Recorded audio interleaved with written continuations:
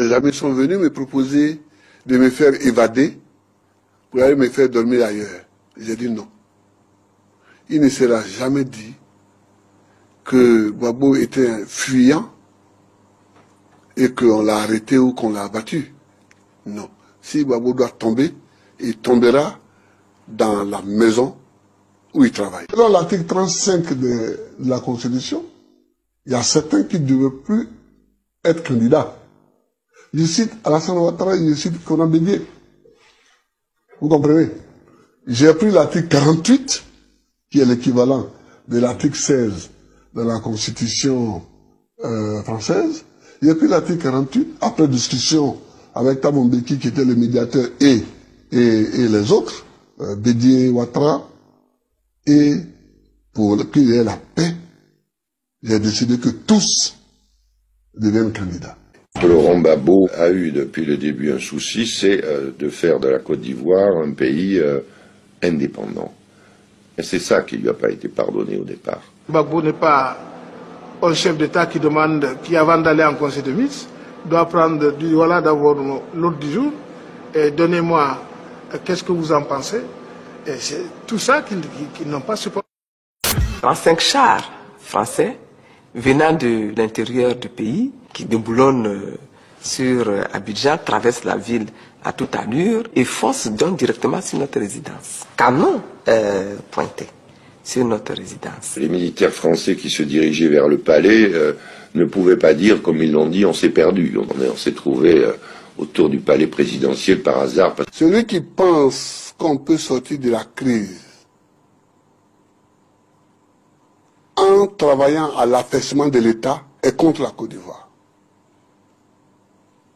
Et c'est ce que j'ai reproché à la stratégie de Jacques Chirac. Il a essayé de vider la fonction présidentielle. Ce qui m'a marqué dans cela, c'est que ce sont les Français qui contrôlent les identités des Ivoiriens dans leur pays. Et c'est des choses que j'ai rarement vues ou entendues, si ce n'est que c'est un pays occupé.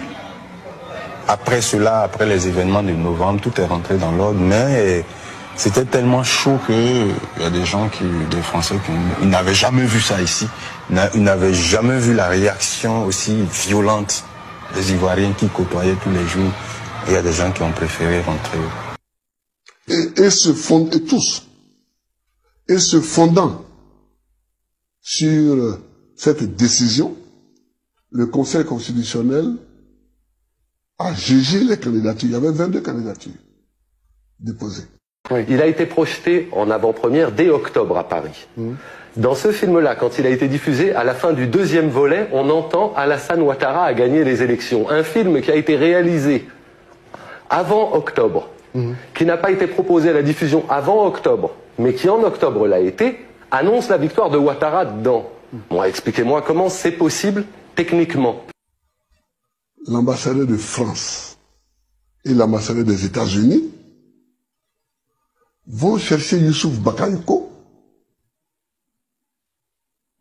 président de la CEI. Je n'ai pas dit vont chercher la CEI, mais vont chercher l'homme Youssouf Bakayoko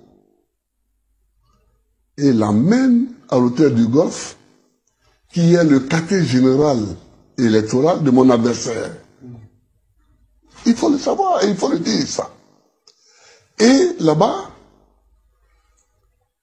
alors que toute la presse ivoirienne est à la CEI, Youssouf Bakayoko se trouve hors temps, hors délai, et tout seul, ce qui en soi est grave parce que la loi dit formellement que s'il doit prononcer des résultats, proclamer des résultats, il le proclame dans la composition totale de la CEI. A installé Ouattara au pouvoir. C'est ça que je vous dis.